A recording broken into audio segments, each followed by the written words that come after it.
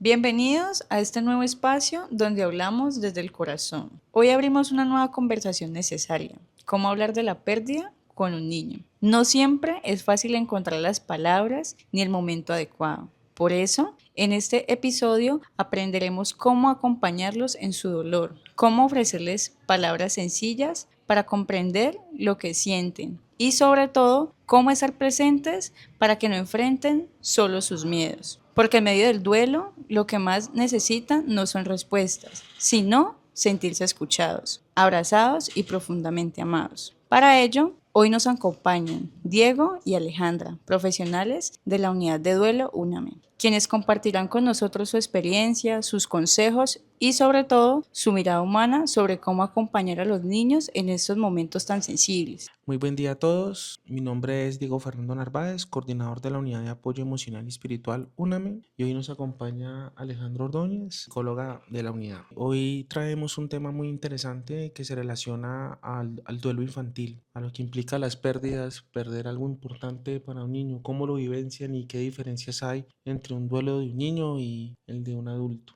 Para empezar, tenemos que manifestar cómo sería la definición del duelo. El duelo es una manifestación comportamental, psicológica y emocional que refiere una situación de pérdida. Es el tránsito de tratar de entender un cambio significativo en el entorno del niño, en el contexto del niño y de alguna manera cómo eso puede afectarlos en su cotidianidad. El duelo, a diferencia de los adultos, los niños lo viven de una manera muy diferente y depende también la etapa y la edad en la que se encuentren. Si es un niño de 0 a 5 años, pues evidentemente el desarrollo cognitivo es muy distinto. Ellos en ese momento están en una cuestión un poco más simbólica, más de la adquisición del lenguaje, estableciendo los vínculos afectivos. En ese sentido, la madre y los cuidadores principales se convierten como tal en un referente y un apoyo importante. Un niño de 1 año, 2 años puede notar la pérdida de su mamá sin lugar a dudas, porque el vínculo primario es la mamá. Y definitivamente en ese sentido, cuando un bebé pierde a su madre, sí genera un impacto, porque acuérdense en que en un principio, dentro de la vida de una persona, la primera característica que se basa es en la supervivencia.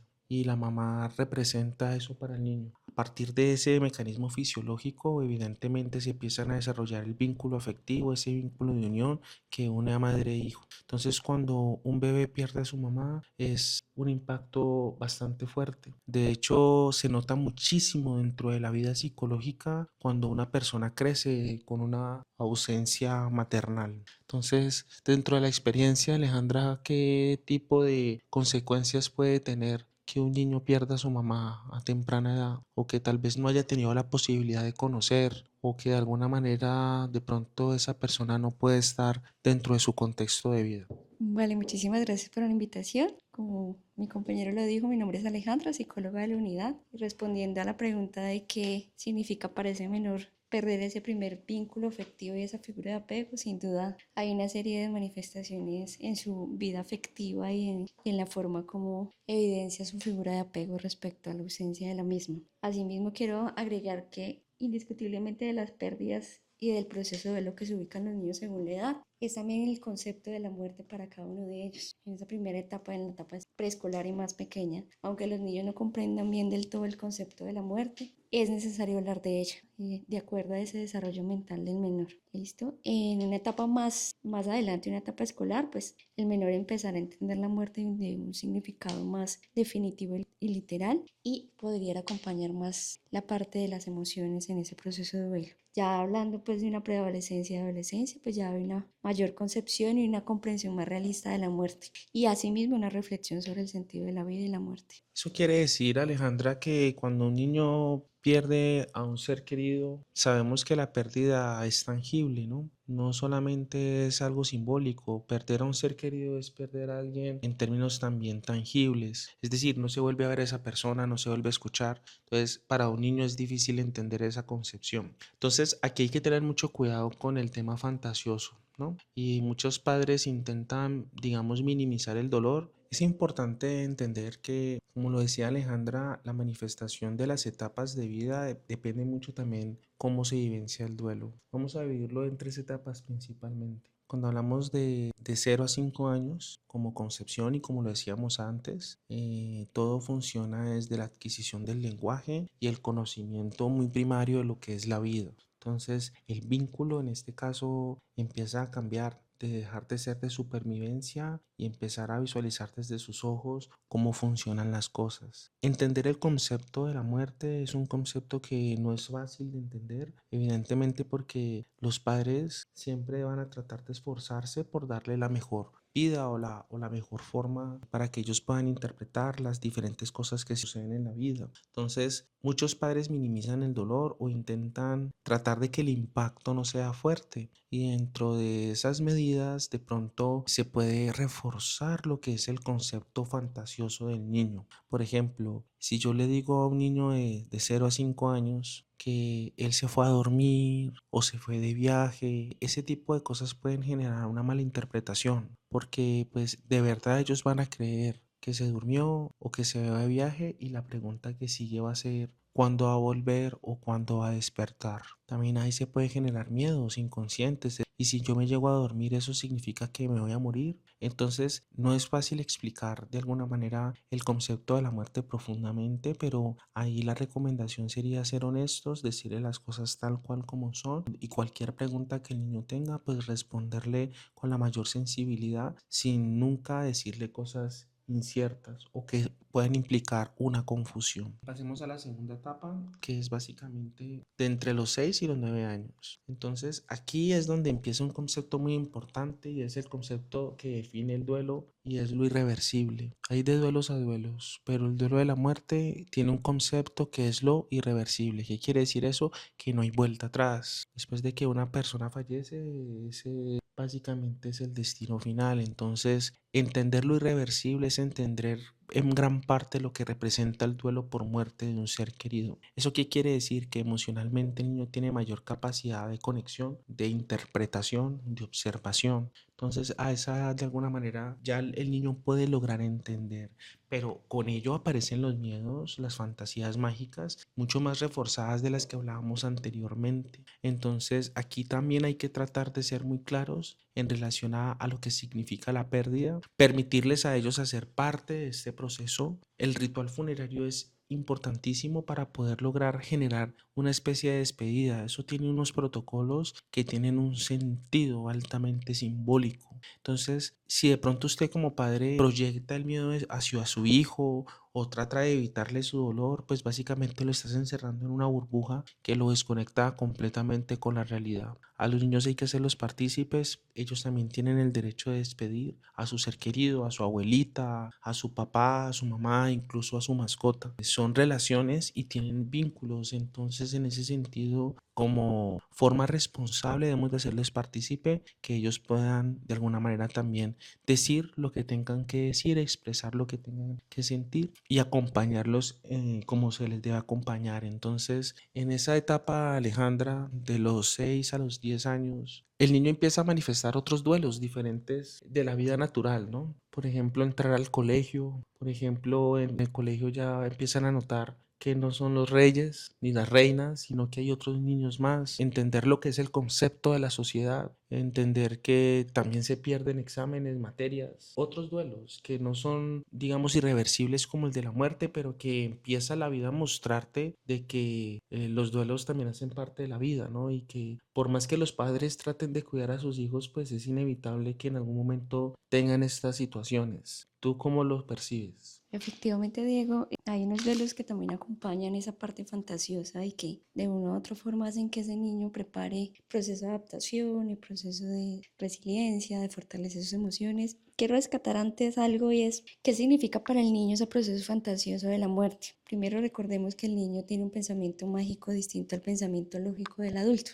El niño cree que sus deseos, sus pensamientos, incluso las conductas pueden causar o revertir la muerte. Entonces es normal que el niño incluso pueda manifestar cierta culpa frente al fallecimiento de la persona que fue una figura de amor.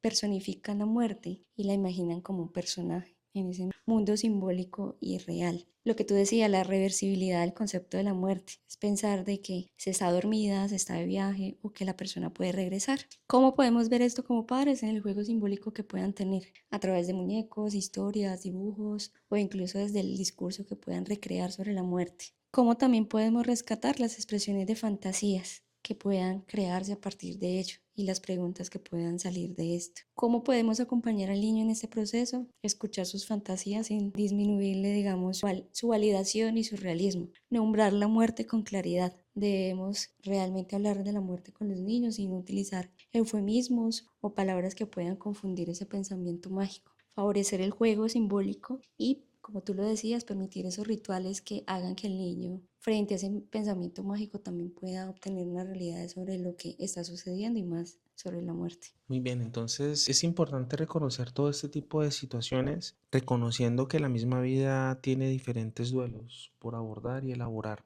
Nosotros estamos hablando de la muerte como un duelo como tal y lo que implica el duelo infantil por pérdida de ser querido, pero tampoco podemos desconocer que el niño vive diferentes duelos, ¿cierto? Dentro de este proceso el niño puede vivir, por ejemplo, el nacimiento de un hermanito, ¿cierto? Y eso tiene un rol simbólico y un poco el lugar o la ocupación que tiene dentro de la familia. No es lo mismo usted ser hijo único, allá compartir el espacio y entre comillas el afecto de sus padres, el cambio de colegio, ¿cierto? La pérdida de la mascota, el cambio de los amigos, si se cambiaron de casa, todo este tipo de experiencias implican pérdidas. Entonces, es muy importante reconocer que la constitución del esquema cognitivo y mental más o menos se realiza hasta los 9, 10 años y todas esas experiencias, todo ese tipo de historias empíricas que el niño vive sirven de base para constituir ese esquema cognitivo con los miedos, con los progresos, con los avances. Entonces, sí es de gran ayuda contar con un tutor responsable que le permita al niño poder vivenciar estos momentos, pero también permitirles explicar un poco cómo todo este tema de la pérdida es inevitable y que hace parte de la vida, ¿no? Permitir la expresión de sentimientos es fundamental y a veces uno de pronto como padre quiere darle la solución a sus hijos, pero solamente con que tú los puedas escuchar ya se logra un gran avance. Aquí ya vamos a entrar a la etapa de los 10 a 12 años. Digamos que ya a partir de los 12 estamos hablando de una adolescencia. En este momento de su vida ya tienen una mayor comprensión y piensan muy similar a lo que es un adulto en relación a la pérdida, pero evidentemente se generan lo que son las dudas existenciales. Ustedes saben que un niño normalmente pregunta mucho y porque quieren conocer sobre la vida y sobre todo lo que implica en función de tantas cosas que existen, ¿verdad? Es una etapa compleja porque estamos hablando de una preadolescencia. Como muy bien dice la palabra adolescencia, es como que se adolece la vida, como que se hace difícil todo. Cambios en la voz, cambios en el cuerpo, cambios de gustos. Entonces eso es un duelo natural. Ya si antes la niña se entretenía jugando con una muñeca o el niño se entretenía coleccionando unas cartas,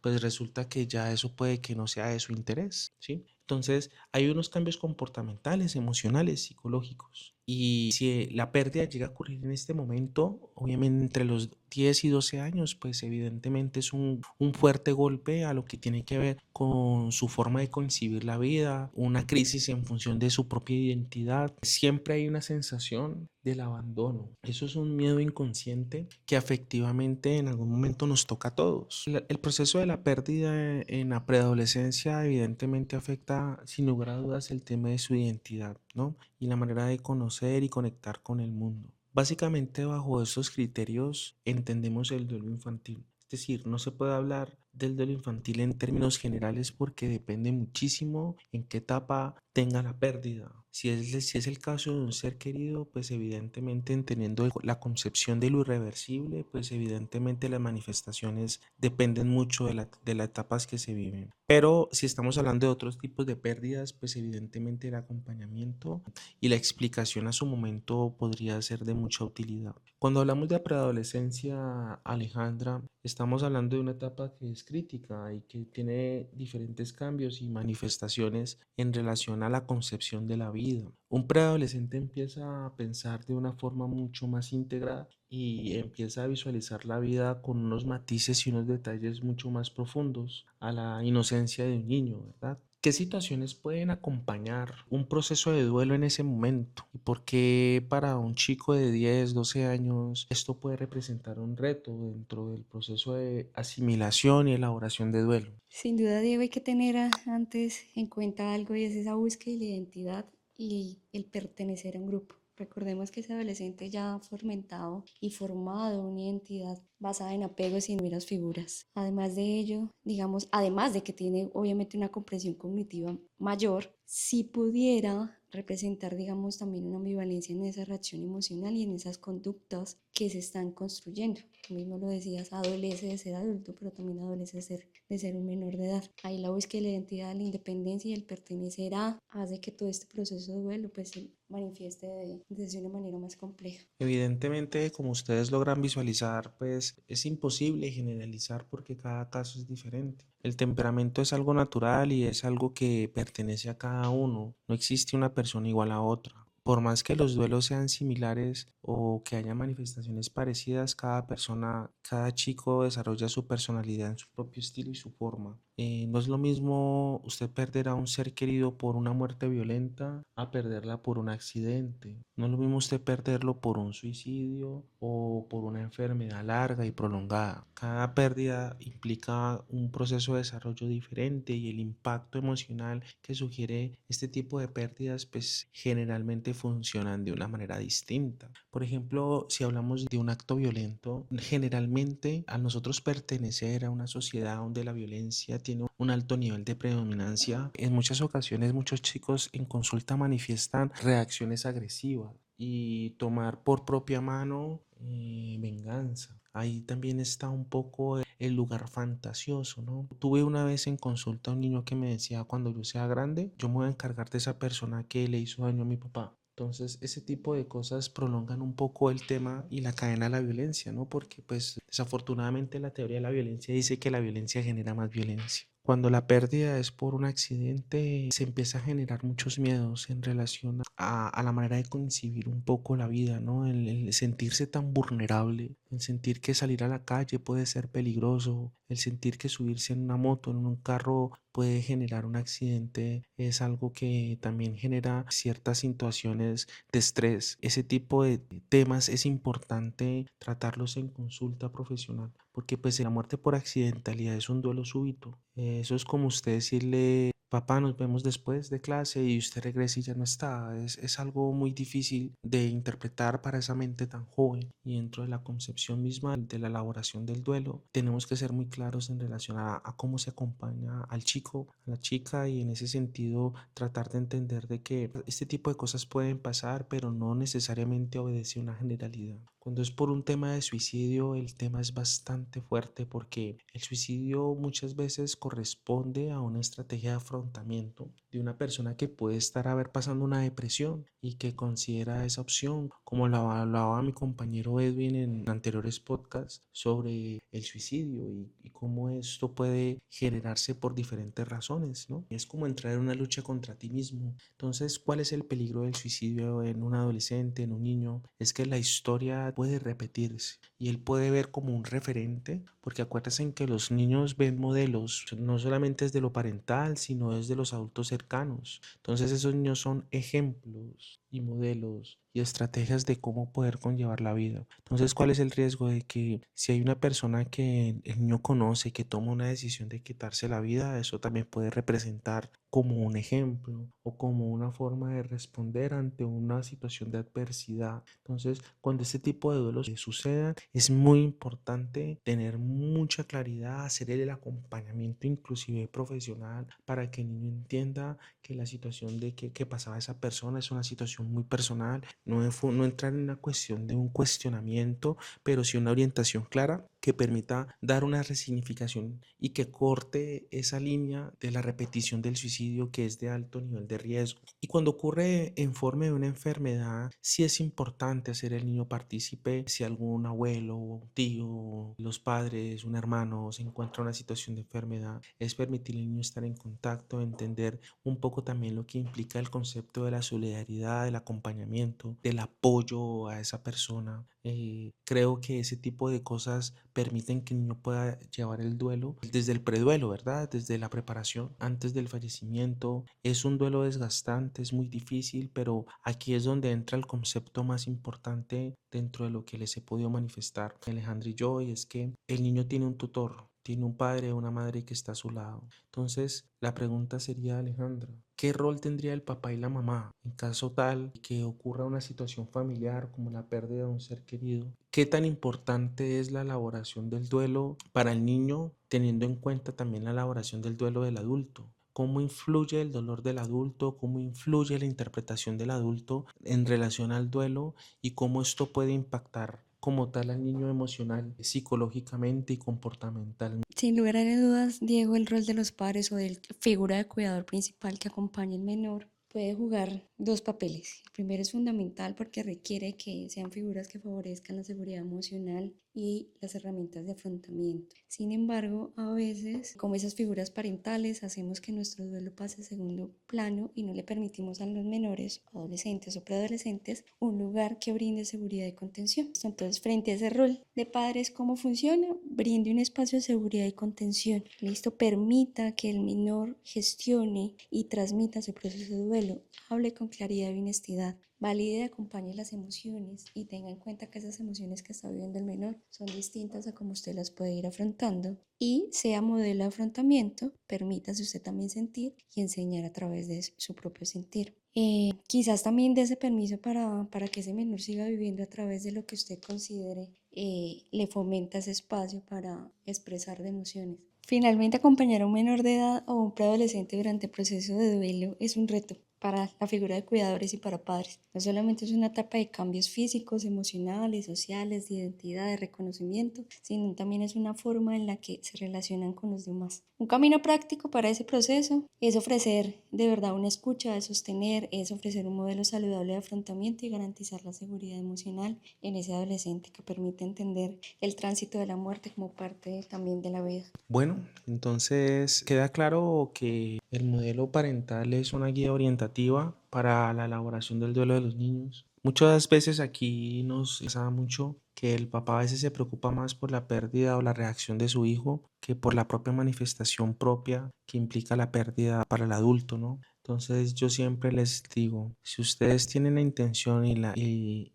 el deseo de ayudar a su hijo o a su hija, usted primero tiene que pensar en usted mismo, porque a partir de cómo tú lleves tu duelo, cómo tú lo afrontes, pues evidentemente esto va a tener un impacto positivo o negativo en relación al tema. Creo que no hay que evadir los sentimientos ni las emociones, como decía Alejandra, es entender de que hay que darle espacio a la expresividad y que permita de alguna manera tomar conciencia y tranquilidad de que este tipo de cosas se deben de hablar. Yo sé que no debe ser fácil para un padre ver llorar a su hijo o la impotencia de ver que se sientan mal, pero tampoco se trata de que usted se silencie o que usted se haga el fuerte en algo que no es necesario. Manifestar, hablar, expresar es el mejor camino de la elaboración del duelo. Recuerden que cuando uno no habla las cosas o no se mencionan los sentimientos que uno alberga, pues eso evidentemente se queda mentalmente en una función de represión. Y si tú no logras expresar,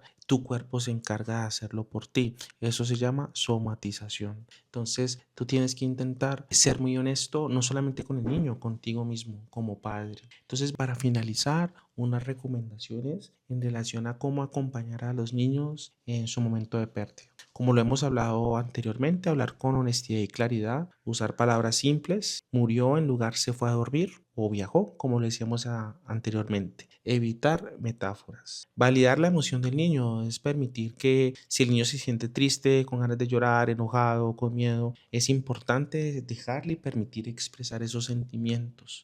No llores, sé fuerte, ese tipo de cosas invalidan su vivencia experiencial. Dar seguridad a las rutinas, mantener horarios, escuela, actividades habituales en lo posible. Sí hay unos cambios en relación a la pérdida, pero hay que intentar de que la rutina no se vea modificada tanto. Entonces, esto, Alejandra, me despido para que también tú puedas decir un mensaje final. No podemos generalizar ningún caso, cada niño es un mundo aparte. En este podcast lo que queremos es dar una orientación o una idea, muy atentos a las preguntas que surjan para darles una respuesta a las inquietudes que vayan surgiendo. Mi recomendación final, y que insisto nuevamente, es no teman en acudir al psicólogo, a permitirse orientar. El acompañamiento es una clave esencial para poder generar los procesos de resignificación y tratar de entender algo que es cruel, duro, difícil, pero también algo que es natural, porque a veces desnaturalizamos la muerte cuando la muerte es lo más natural que existe.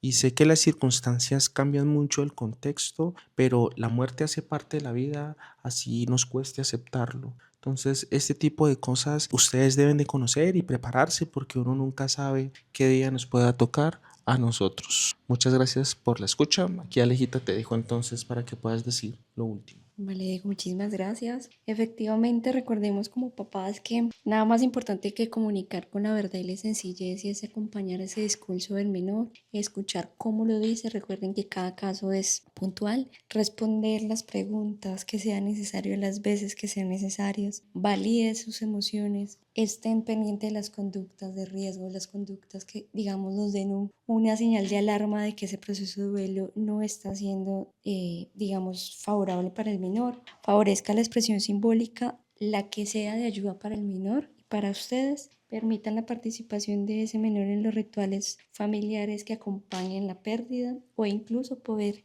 crear un ritual propio con ellos. Acompañe con presencia y escucha. A veces no necesitamos grandes explicaciones ni teorías que permitan que el menor tenga una conciencia de la muerte, sino simplemente desde la figura del apego, el acompañamiento, el sostén, del abrazo y demás. Estar disponibles también para el menor cuando quiera hablar o cuando no. ¿Listo? En resumen, acompañemos a los niños de las diferentes pérdidas con la verdad y la escucha. ¿Listo? Como decía mi compañera, una pérdida siempre trae un cambio a nivel emocional, psicológico y proceso de adaptación. Listo, muchísimas gracias por habernos escuchado y acompañado el día de hoy. Cualquier duda que tengan en los comentarios lo pueden colocar y estaremos dispuestos a leerlos. Feliz tarde. Gracias por acompañarnos en este episodio, y un agradecimiento muy especial a Diego y Alejandra por compartir su sensibilidad y experiencia con nosotros. Hasta un próximo encuentro. Gracias.